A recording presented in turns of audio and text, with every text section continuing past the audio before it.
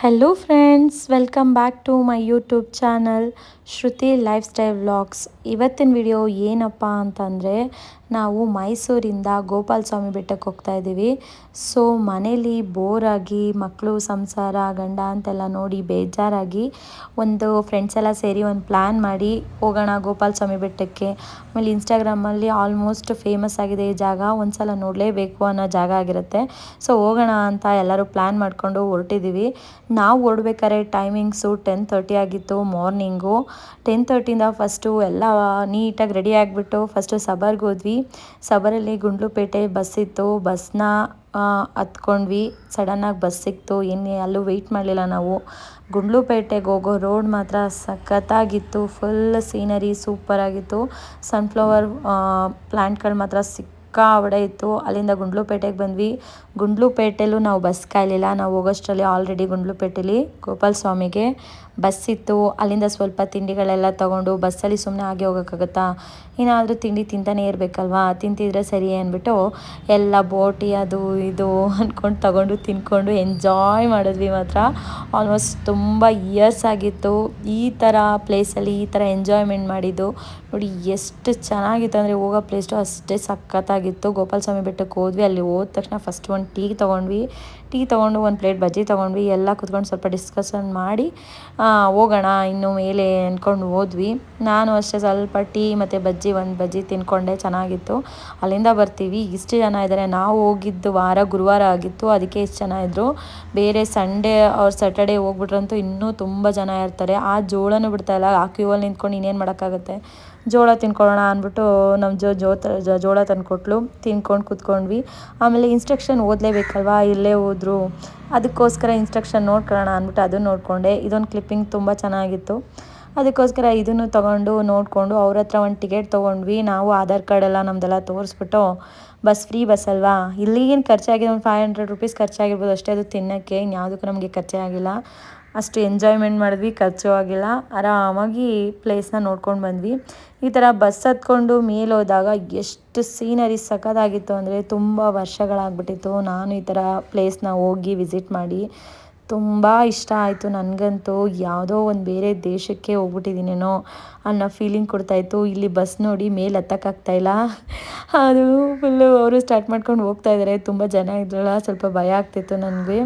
ಅಷ್ಟು ಸಖತ್ತಾಗಿದೆ ಪ್ಲೇಸ್, ಮಾತ್ರ ಮೈಂಡ್ ಬ್ಲೋಯಿಂಗ್ ಅಂತ ಹೇಳ್ಬೋದು, ಅಷ್ಟು ಚೆನ್ನಾಗಿದೆ. ಇದು ವಿಡಿಯೋದಲ್ಲಿ ನೋಡಿದ್ರೆ ನಿಮ್ಗೆ ಅಷ್ಟು ಚೆನ್ನಾಗಿ ಗೊತ್ತಾಗಲ್ಲ. ನೀವು ಒನ್ಸ್ ವಿಸಿಟ್ ಮಾಡಿ ಇನ್ನೊಂದು ಸಲ ಮತ್ತೆ ಹೋಗಬೇಕು ಅನ್ನೋ ಪ್ಲೇಸ್ ಆಗಿರುತ್ತೆ ಅದು. ಈಗ ಮೊದಲೆಲ್ಲ ತುಂಬ ಜನ ಬರ್ತಾ ಇರಲಿಲ್ವಂತೆ ಇಲ್ಲಿ. ಈಗ ತುಂಬ ಜನ ಬರ್ತಿದ್ದಾರೆ, ಗುರುವಾರ ಹೋದರೂ ಜನ ಇದ್ದರು, ಅಷ್ಟೊಂದು ಕ್ರೌಡ್ ಇರುತ್ತೆ. ತುಂಬ ಸಖತ್ತಾಗಿದೆ. ಹೋಗ್ಬೇಕಾದ್ರೆ ಈ ಥರ ವೆದರ್ ಇತ್ತು ನಾವು ಹೋಗ್ಬೇಕಾದ್ರೆ. ನನ್ನ ಫ್ರೆಂಡ್ಗೆ ಹೇಳ್ತಾ ಇದ್ದೆ, ಏನು ಈ ಥರ ವೆದರ್ ಇದೆ, ಏನು ಮಳೆನೂ ಇಲ್ಲ, ಏನು ಹಿಮನೂ ಇಲ್ಲ, ಏನು ಅಂತ ಕೇಳ್ತಾ ಇದ್ದೆ. ಅವಳು ಇಲ್ಲ ಕಣೆ, ಮೇಲೋದ್ರೆ ಚೆನ್ನಾಗಿರುತ್ತೆ, ಒಂದೊಂದು ದಿನ ಒಂದೊಂದು ಥರ ವೆದರ್ ಇರುತ್ತೆ, ಹೇಳೋಕ್ಕಾಗಲ್ಲ ಅಂತಂದರು. ನಾನು ಈ ಇನ್ಸ್ಟಾಗ್ರಾಮಲ್ಲೆಲ್ಲ ನೋಡಿ ಒಂಥರ ಇನ್ಸ್ಪೈರ್ ಆಗಿಬಿಟ್ಟೆ, ಎಷ್ಟು ಚೆನ್ನಾಗಿದೆ ಪ್ಲೇಸು, ಒಂದು ಸಲ ವಿಸಿಟ್ ಮಾಡಲೇಬೇಕಲ್ಲ ಅಂತ ನಾವು ಫಸ್ಟ್ ಟೈಮ್ ವಿಸಿಟ್ ಮಾಡಿದ್ದು. ಸಖತ್ತಾಗಿದೆ. ಆದರೆ ಮಕ್ಳಿಗೆ ಸ್ವಲ್ಪ ಡಿಸ್ಟರ್ಬ್ ಆಗುತ್ತೆ, ಹಿಮ ಇರೋದ್ರಿಂದ, ಗಾಳಿ ಇರೋದ್ರಿಂದ. ನೋಡಿ ಬಂದು ನೋಡಿದ ತಕ್ಷಣ ವಾವ್ ಅನ್ನೋ ಫೀಲ್ ಆಗೋಯ್ತು. ಎಲ್ಲರಿಗೂ ಹೆಂಗೆ ಅನಿಸುತ್ತೋ ಏನೋ, ನನಗಂತೂ ಫುಲ್ ಖುಷಿ ಆಗೋಯ್ತು ನೋಡಿ ಸೀನರಿಗಳನ್ನ, ಅಷ್ಟು ಚೆನ್ನಾಗಿದೆ. ಅಲ್ಲಿಂದ ಬಸ್ ಇಳಿದ್ವಿ, ಅಲ್ಲೂ ಒಂದು ಕ್ಲಿಪ್ಪಿಂಗ್ ತೊಗೊಬಿಟ್ಟೆ ಬಂದ್ವಿ ಅಂತ. ತೊಗೊಂಡು ಈಚಿನ ಸ್ಲಿಪ್ಪರೆಲ್ಲ ಬಿಟ್ಬಿಟ್ಟು ನಾವು ಹೋಗೋಣ, ಫಸ್ಟ್ ದರ್ಶನ ಮಾಡೋಣ ಆಮೇಲೆ ಪ್ಲೇಸ್ ನೋಡೋಣ ಅಂದ್ಬಿಟ್ಟು ಫಸ್ಟ್ ಹೋದ್ವಿ. ಫಸ್ಟ್ ದರ್ಶನಕ್ಕೆ ಹೋಗಿ ನಿಂತ್ಕೊಂಡು, ಅಲ್ಲೂ ದರ್ಶನ 5 ಮಿನಿಟ್ಸಲ್ಲಿ ದರ್ಶನ ಆಯಿತು. ಅಲ್ಲೇ ಬಿಸಿಬೇಳೆ ಬಾತ್ ಕೊಟ್ಟಿದ್ರು, ಅದನ್ನು ತಿನ್ನೋಣ ಅಂದ್ಬಿಟ್ಟೆ ಹೋದ್ವಿ. ಮೇಲೆ ಹೋಗಿ ನೋಡ್ತೀನಿ, ಸ್ವಲ್ಪನೇ ಜನ ಇದ್ದಿದ್ದು, ತುಂಬ ಖುಷಿ ಆಯಿತು. ದೇವ್ರ ದರ್ಶನ ಸಖತ್ತಾಗಾಯಿತು. ದೇವ್ರ ದರ್ಶನ ಹೋಗ್ಬೇಕಾದ್ರೆ ನೋಡಿ ಈ ಥರ ವೆದರ್ ಇತ್ತು, ಆವಾಗ ನನಗೇನು ಅಷ್ಟು ಫೀಲ್ ಆಗಲಿಲ್ಲ, ಸ್ವಲ್ಪ ಗಾಳಿ ಇತ್ತಷ್ಟೇ. ವೆದರು ಈ ಥರ ಸ್ವಲ್ಪ ಮಳೆ ಬರೋ ಥರ ಇತ್ತು. ಒಳಗೆ ಹೋಗಿ ದರ್ಶನ ಮಾಡ್ಕೊಂಡು ಬರೋಷ್ಟರಲ್ಲಿ ವೆದರು ಫುಲ್ ಹಿಮವದ್ ಗೋಪಾಲ ಸ್ವಾಮಿ ಬೆಟ್ಟ ಅನ್ನೋ ನೇಮ್ಗೆ ಹಿಮ ಪ್ರತ್ಯಕ್ಷ ಹಾಗೆ ಬಿಡ್ತು, ಅಷ್ಟು ಸಖತ್ತಾಗಿತ್ತು. ಏನೋ ನಾವೇ ಇಲ್ವೇನೋ ಈ ದೇಶದಲ್ಲಿ ಅನ್ನಂಗೆ ಆಗೋಯ್ತು, ಆ ಜಾಗದಲ್ಲಿ ನಾವೇ ಇಲ್ವೇನೋ, ಎಲ್ಲೋ ಇದ್ದೀವೇನೋ ಅನ್ನೋಂಗೆ ಆಗೋಯ್ತು. ನಾವು ದೇವ್ರ ದರ್ಶನಕ್ಕೋಸ್ಕರ ಕ್ಯೂವಲ್ಲಿ ನಿಂತ್ರಿ. ಅಲ್ಲೊಬ್ರು ಹೇಳ್ತಾಯಿದ್ರು, ಏನಿಷ್ಟು ಗಲಾಟೆ ಮಾಡ್ತಾರೆ ಅಂತ. ಏನು ಮಾಡೋಕ್ಕಾಗುತ್ತೆ, ಗಂಡನ ಜೊತೆ ಮಕ್ಳ ಜೊತೆ ಹೋದ್ರೆ ಇಷ್ಟೊಂದು ಗಲಾಟೆ ಮಾಡೋಕ್ಕಾಗುತ್ತಾ? ಫ್ರೆಂಡ್ಸ್ ಜೊತೆ ಹೋದರೆ ತಾನೇ ಗಲಾಟೆ ಮಾಡೋಕ್ಕಾಗೋದು.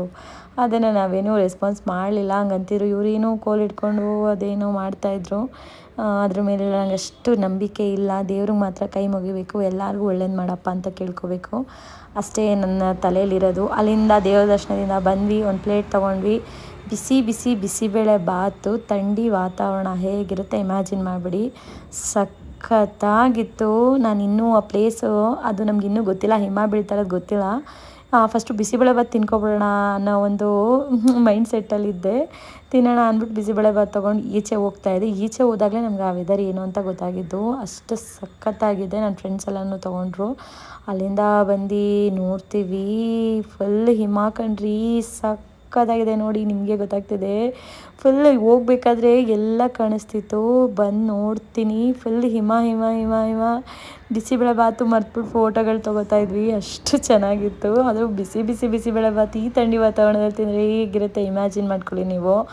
ಹಿಂಗೆ ಜನಗಳು ನೋಡ್ತಿರ್ತೀರಾ, ಅಲ್ಲಿ ನೋಡಿ ಅಲ್ಲೊಂದು ಕಡೆ ಮಾತ್ರ ಬಿಸಿಲಿತ್ತು, ಫುಲ್ ಸುತ್ತ ಹಿಮ ಇತ್ತು, ಅಲ್ಲೊಂದು ಕಡೆ ಬಿಸಿಲಿತ್ತು. ಈ ಥರ ಇರುತ್ತಾ? ಅಲ್ಲಿ ನೋಡಿದ್ರೆ ಜನಗಳು ಸ್ವಲ್ಪ ಹೊತ್ತಿಗೆ ಪ್ರತ್ಯಕ್ಷ ಆಗಿರೋರು ಇರೋದೇ ಇಲ್ಲ ಅಲ್ಲಿ, ಆ ಥರ ಆಗಿಬಿಡುತ್ತೆ. ಅಲ್ಲಿ ಹಿಂದೆ ಎಲ್ಲ ಹೋದ್ವಿ, ಹಿಂದೆ ಎಲ್ಲ ಪ್ಲೇಸ್ ಮಾತ್ರ ಅಮೇಝಿಂಗ್ ಆಗಿದೆ.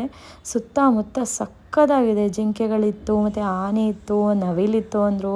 ನನ್ನ ಕಣ್ಣಿಗೆ ಒಂದೆರಡು ಜಿಂಕೆ ಕಾಣ್ತು, ಮತ್ತು ಒಂದು ಆನೆ ದೂರದಿಂದ ಒಂದು ಮರದ ಥರ ಒಂದು ಆನೆ ಕಾಣ್ತು, ಅಷ್ಟೇನು ಬೇರೆ ನವಿಲು ಗಿವಿಲು ಅಂತೂ ನನ್ನ ಕಣ್ಣಿಗೆ ಕಾಣಿಸಿಲ್ಲ. ಸಕ್ಕತ್ತಾಗಿದೆ ಪ್ಲೇಸ್ ಮಾತ್ರ, ಮಸ್ಟ್ ವಿಸಿಟೆಡ್ ಅನ್ಬೋದು. ಆದರೆ ನಮಗೆ ಖರ್ಚು ಜಾಸ್ತಿ ಆಗೋಲ್ಲ. ಫ್ಯಾಮಿಲಿ ಎಲ್ಲ ಈಗ ಫ್ರೀ ಬಸ್ ಇರೋದ್ರಿಂದ ಹೆಣ್ಮಕ್ಳಿಗಂತೂ ತುಂಬ ಅನುಕೂಲ. ಎಲ್ಲರೂ ಯಾರು ಮಿಸ್ ಮಾಡಬೇಡಿ. ಈ ವಿಡಿಯೋಸ್ನ ಯಾರು ನೋಡ್ತಾ ಇದ್ದರೆ ಪ್ಲೀಸ್ ಒಂದು ಸಲ ವಿಸಿಟ್ ಮಾಡಿ. ವಿಸಿಟ್ ಮಾಡೋಕ್ಕೆ ಏನಲ್ವಾ, ಒನ್ ಡೇಲಿ ಏನು ಮಾಡ್ಕೊಬಿಡ್ತೀವಿ, ವಿಸಿಟ್ ಮಾಡ್ಬೋದು. ಸಖತ್ತಾಗಿದೆ ನೋಡಿ. ಈ ಥರ ಮೊಬೈಲಲ್ಲಿ ಈ ಥರ ಕಾಣಿಸ್ತಾ ಇದೆ ಅಂದರೆ ಇನ್ನು ಎದುರುಗಡೆ ಹೇಗೆ ಕಾಣಬಾರ್ದು. ಗಾಳಿ ಎಷ್ಟು ಚೆನ್ನಾಗಿ ಗಾಳಿ ಬೀಸುತ್ತೆ ಅಂತ ಅಲ್ಲೇ ಸ್ವಲ್ಪ ರೀಲ್ಸು ಅದು ಇದು ಅಂತೆಲ್ಲ ಮಾಡ್ಕೊಂಡ್ವಿ. ಆದರೆ ಇಲ್ಲಿ ಏನು ರೂಲ್ಸು ಅಂತಂದರೆ, ಹೋಗ್ಬೇಕಾದ್ರೆ ಪ್ಲಾಸ್ಟಿಕ್ ವಸ್ತುಗಳನ್ನ ಏನೂ ಮೇಲೆ ಕೊಡೋಲ್ಲ, ನೀರು ಬಾಟ್ಲು ಸುಧಾ ಕೊಡೋಲ್ಲ, ನೀರಿನ ವ್ಯವಸ್ಥೆ ಅಲ್ಲೇ ಇದೆ, ಊಟದ ವ್ಯವಸ್ಥೆ ಅಲ್ಲೇ ಇದೆ. ಏನು ತೊಗೊಂಡೋಗಂಗಿಲ್ಲ, ಬ್ಯಾಗಲ್ಲಿ ಏನೇ ಇದ್ರೂ ಚೆಕ್ ಮಾಡಿಬಿಟ್ಟು ಕಳಿಸ್ತಾರೆ ಮೇಲಕ್ಕೆ. ಆಮೇಲೆ ಬಸ್ಸು ಫ್ರೀ ಇರೋದ್ರಿಂದ ಖರ್ಚೇನಾಗಲ್ಲ ನಿಮಗೆ. ಆರಾಮಾಗಿ ಹೋಗಿ ಆರಾಮಾಗಿ ಬರ್ಬೋದು. ಮಿಡಿಲ್ ಕ್ಲಾಸ್ ಫ್ಯಾಮಿಲಿಯವರು ಆರಾಮಾಗಿ ಹೋಗ್ಬೋದು. ಆ ಥರ ಇರೋ ವೆದರ್ಗೆ ಒಂದು ಸಲ ವಿಸಿಟ್ ಮಾಡಲೇಬೇಕು. ಸುತ್ತಮುತ್ತ ತಣ್ಣನೆ ವಾತಾವರಣ, ಸೈಲೆಂಟ್ ಪ್ಲೇಸು, ಯಾರಿಗೆ ಆದರೂ ಒಂದು ಸಲ ವಿಸಿಟ್ ಮಾಡೋ ಅಂಥ ಪ್ಲೇಸು, ಎಲ್ಲರಿಗೂ ಇಷ್ಟ ಆಗೋಂಥ ಪ್ಲೇಸು.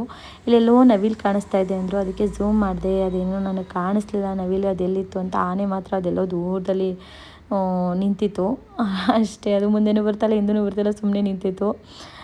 ಜಿಂಕೆಗಳು ಸುಮಾರು ಗುಂಪೆಲ್ಲ ಕಟ್ಕೊಂಡು ಜಿಂಕೆಗಳೆಲ್ಲ ನಿಂತಿತ್ತು. ಸಕ್ಕತ್ತಾಗಿದೆ ಪ್ಲೇಸ್ ಮಾತ್ರ. ಫಸ್ಟ್ ಟೈಮ್ ಹೋಗೋರ್ಗಂತೂ ಅದ್ಭುತ, ಅಮೇಝಿಂಗ್, ಇನ್ನೇನು ವರ್ಡ್ಸ್ ಇದೆ ಎಲ್ಲ ಹೇಳ್ಬೋದು. ಅದು ಫ್ರೆಂಡ್ಸ್ಗಳ ಜೊತೆ ಹೋಗ್ಬಿಟ್ರಂತೂ ಅದು ಬಿಡಿ, ಅದ್ರ ಬಗ್ಗೆ ಹೇಳೋಂಗೇ ಇಲ್ಲ.